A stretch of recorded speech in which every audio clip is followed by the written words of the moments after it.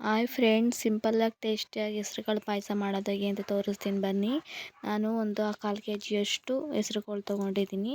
ಹೆಸ್ರುಗಳನ್ನ ನೀಟಾಗಿ ತೊಳ್ಕೊಳ್ತಾ ಇದ್ದೀನಿ. 2ರಿಂದ 3 ಸಲ ತೊಳ್ಕೊಂಡಿದ್ದೀನಿ. ಅದನ್ನ ನೀಟಾಗಿ ಸ್ವಲ್ಪ ಡ್ರೈ ಫ್ರೈ ಥರ ಮಾಡ್ಕೋಬೇಕು. ಸುಮ್ಮನೆ ಕಾವತ್ತು ಥರ ಮಾಡ್ಕೋಬೇಕು, ಬೇಗ ಬೇಯುತ್ತೆ ಅಂತ ಅಷ್ಟೇ. ನೀಟಾಗಿ ಚೆನ್ನಾಗಿ ಟೇಸ್ಟು ಕೂಡ ತುಂಬ ಚೆನ್ನಾಗಿರುತ್ತೆ. ಇದನ್ನ 3ರಿಂದ 4 ವಿಸಲ್ ಹೊಡೆಸ್ಬೇಕು. ಒಂದು ಸ್ವಲ್ಪ ಅದಕ್ಕೆ ಸಾಲ್ಟ್ ಹಾಕಿ, ನಮಗೆ ಎಷ್ಟು ಬೇಕೋ ಅಷ್ಟು ನೀರು ಹಾಕಿ, ನೀರು ಜಾಸ್ತಿ ಹಾಕ್ಕೋಬೇಡಿ.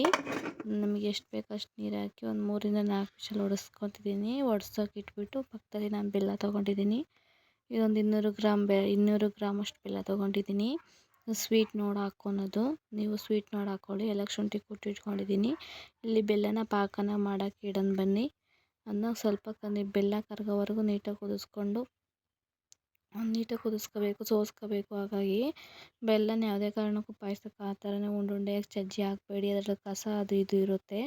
ಹಂಗಾಗಿ ಸ್ವಲ್ಪ ಕರಗಿಸಿ ಅದನ್ನ ಸೋಸಿಬಿಟ್ಟು ಹಾಕಿ. ನೋಡಿ, ಅದಕ್ಕೆ ಬರಬೇಕು. ಅದಕ್ಕೆ ಬರೋ ತನಕ ನೀಟಾಗಿ ಇದು ಮಾಡ್ಕೋಬೇಕು. ಇನ್ನೇನು ಪಾಯಸಕ್ಕೂ ಹಾಕ್ತೀವಲ್ಲ, ನೋಡಿ ಈ ಥರ ಕಾಳು ಯಾವ ಥರ ಬೆಂದಿದೆ ಅಂತ. ತುಂಬ ಸಾಫ್ಟಾಗಿ ಬೆಂದಿರಬೇಕು, ಹಂಗಾರೆ ಚೆನ್ನಾಗಿರುತ್ತೆ. ಇದಕ್ಕೆ ಬೆಂದರೆ ಸಾಕು. ನಾನು ಬೆಲ್ಲದ ನೀರು ಸೋಸ್ಕೊತಾ ಇದ್ದೀನಿ. ಸೋಸ್ಕೊಂಡ್ಬಿಟ್ಟು ಅದಕ್ಕೆ ಪಾಯಸಕ್ಕೆ ಹಾಕಬೇಕು. ಯಾವುದೇ ಕಾರಣಕ್ಕೂ ಆ ಥರನೇ ಹಾಕಬೇಡಿ, ಇಲ್ಲ ಗಲೀಜಿರುತ್ತೆ ಅದರೊಳಗಡೆ. ಹಂಗಾಗಿ ಇದು ನೋಡಿ, ಈ ಥರ ಹಾಕಬೇಕು. ಬೆಲ್ಲದ ನೀರು ಹಾಕ್ತಾಯಿದ್ದೀನಿ. ಅದಕ್ಕೆ ಏಲಕ್ಕಿ ಶುಂಠಿ ಪೌಡ್ರ್ ಉದುರಿಸ್ತಾ ಇದ್ದೀನಿ.